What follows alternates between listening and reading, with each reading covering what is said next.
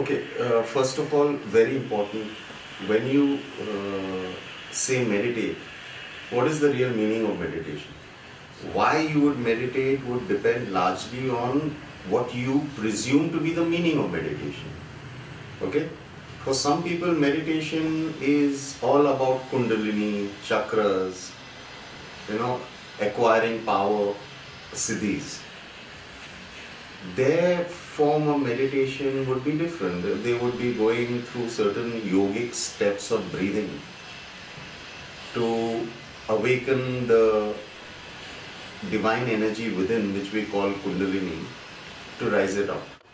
Okay, so there is a particular set format of how to meditate, how many breaths to take. If you take 4 seconds inhalation, how many exhalations, how many retentions. So that is a complete yogic way of igniting your kundalini. For me, that is not meditation. That is manipulating energy to gain something. For me, meditation is to be in the moment, because if you are in the moment, I feel the cosmic energy can only be tapped by individuals who are in the moment. Because they are not in the past, they are not in the future, they are there. And that is the time where you can sense divinity. You can become one with the moment, where you say, you know what, I don't know where these 5 hours went by. So for me, meditation is more of that. When I can lose myself in the embrace of the moment, whether I am doing yoga, whether I am doing writing, whether I am cooking a meal or feeding my child or washing the loo, if I can lose myself in the moment, for me that is meditation. So is it about being blank in the now? Beyond thoughts? No, it is not about being blank in the now, it is about being in the now. Being blank in the now, also there is a gap between now and you. When you are the now, that becomes for me meditation. Okay, now why is it that every religion, you take any religion, okay, why is it that they will say meditate, pray, chant, sit quietly? What is the main reason? We are all made of 5 elements. In those 5 elements, there is an element called ether. Okay? Now if you ask anyone what ether is, no 2 people will give you the same explanation. I don't know what ether is. Okay? I don't know what kundalini is. I have not experienced it. I have read about it. For me, ether is silence. When they talk about space, what is space? In a drawing, what could be space for you, for me may not be space. For me, I would say this is a damn crowded drawing. And you might say, beautiful drawing, look at the space inside. So what is space? It becomes a very, very arbitrary term. You have fire element within you. You have water, air, your mass, which is land or physicality. And then you have that one strange element within you, which everyone says ether, space. I don't know what do they mean by that. Okay?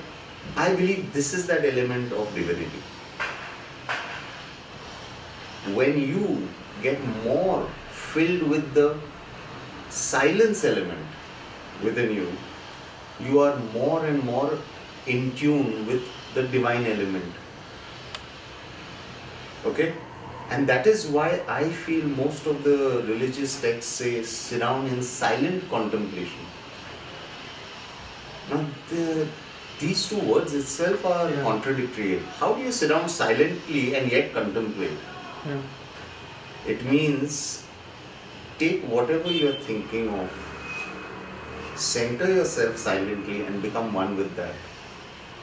That is silent contemplation. Where after a point, who's asking the question and who's replying, completely fades away and everything becomes one. I believe that can happen when the element of silence within you starts growing. When you have the element of fire within you, you are burning within. When you have the element of air within you, there is distraction within. When you have the element of water within you, there is no stability. Which means when that element grows more in proportion than the others. I think it is only when you have the element of silence within you, when all these other four elements come into harmony. So now for me, meditation would not mean tying myself up in yogic knots and sitting down. Sitting down and doing what? Okay? So number one, people say, they come and tell me, we can't meditate. When we sit down, our mind is all over the place. Yeah. And I tell them, damn it, for 23 hours, 45 minutes, your mind is all over the place. Then you expect you will sit down for 15 minutes of meditation and all of a sudden your mind will be in place. It doesn't work that way. True. So even if you want to meditate the authentic way or the traditional way, you first have to live 23 hours, 45 minutes in the moment to be able to experience that meditation. Okay. So I think we are placing the cart before the horse. You need to be in the moment first, in whatever you are doing. Then sit down in a yogic pose and you will experience whatever you want to. That whole concept of Eureka, if you remember, this guy is having a bath and he suddenly gets up nude and starts streaking around shouting Eureka. What happened to him? Newton. I'm sure Newton must have seen many apples fall down. Or he must have heard of apples falling down.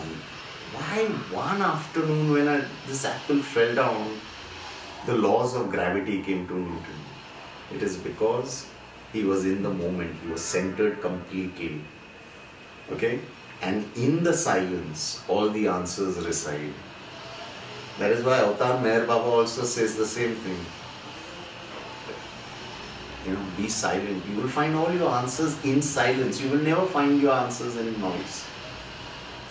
But let us say somebody wants traditional meditation. I would recommend only one thing. Sit down as comfortably as you can. If you can't sit down for whatever reason, you've got a spinal cord problem or something, even lie down on your bed.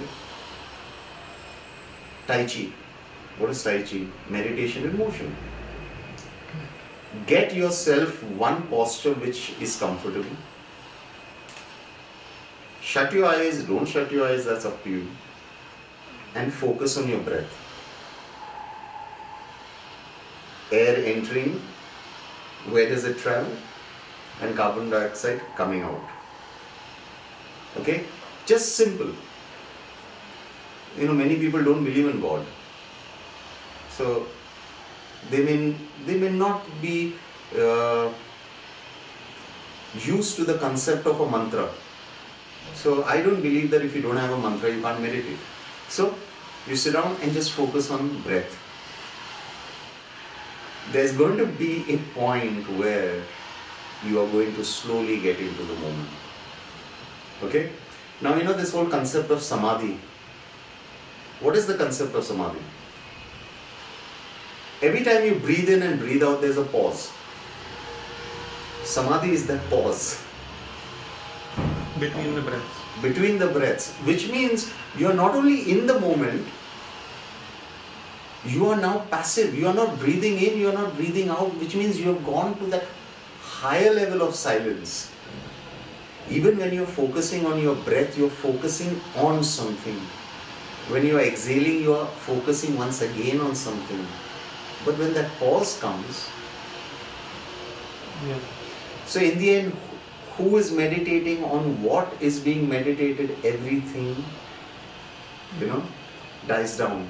And I believe the sages, through different manipulations in their breathing, increase this pause and dwell deeper and deeper into the state of samadhi. Now, let us say you are fine or you love the concept of mantra and you don't have a guru to give you a mantra. So then what do? So it's a simple thing. Let us say you're a Christian and you find a strange bond or a very comforting bond with Mother Mary. So when you breathe in, inhalation, you break the name of your God, Goddess, Master into two. So Mary, M-A, part 1, R-Y, part 2. So when you breathe in, you're mentally chanting Me. And when you breathe out, you're mentally chanting Re. Meher, Jesus, Shiva, Kali, Sai. Okay? So this is how you do it. This is only to get you further into the moment. This is not the key, the miracle key. No. Sai Baba of Shirdi and every master says it on and on and on. My job is to make you merge with the one, not to make you stop at my doorstep. Okay? A true guru's job is to make you a guru and move on. It is all these faltus who are wanting power and, making you. A true guru wants to liberate. So, even when you are chanting your guru's name, it is so that you reach a level of oneness where even after that, even that drops. Sai, Mary, they are words which have energy which will take you to a particular door. To enter that door, you can only do it through the vehicle of silence. And that time even a name is no longer silent. And a lot of people who are in meditation, they start feeling guilty. Okay, now my master's name is becoming labored now. Labor? Yeah, because that person is getting deeper and deeper into silence, so now even the name is becoming an effort now. But those guys are feeling guilty that their master is going to get hopping mad and is going to strike them down or give them a third kidney or something. So the poor guy goes on meditating with the master's name, where the master is trying to say, Abhi ho gaya, you've reached the door, now enter with silence. So eventually meditation would mean dropping even the most important thing, that is one's own master. So, the second meditation would be take your master's name, break it into half. You inhale with the first half and you exhale with the second half. Okay? The third, as I told you, are these yogic methods. It's come down from Patanjali, God knows how many thousands of years ago. And you manipulate your breathing. And that will take you to different levels of meditation. But I think, you know what? They can do all their song and dance. Eventually they have to come to the doorstep of silence. You have the fourth meditation, which is now becoming very famous all over the world. It's called the power of visualization. So they'll tell you, shut your eyes, and now light is going up, and then your roots are going down, and there are these 17 colors coming. It works for people, okay? It works for people. Once again,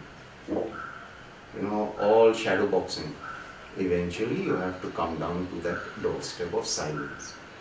Now, if I can come to the doorstep of silence, feeding my child, I'm already there. I'm already there. So I don't have to sit down anywhere. So it depends on what is your concept of meditation? What do you mean by meditation? And then, taking that concept, there are various avenues for reaching, but eventually they will all come down to silence. Okay, Jai Baba.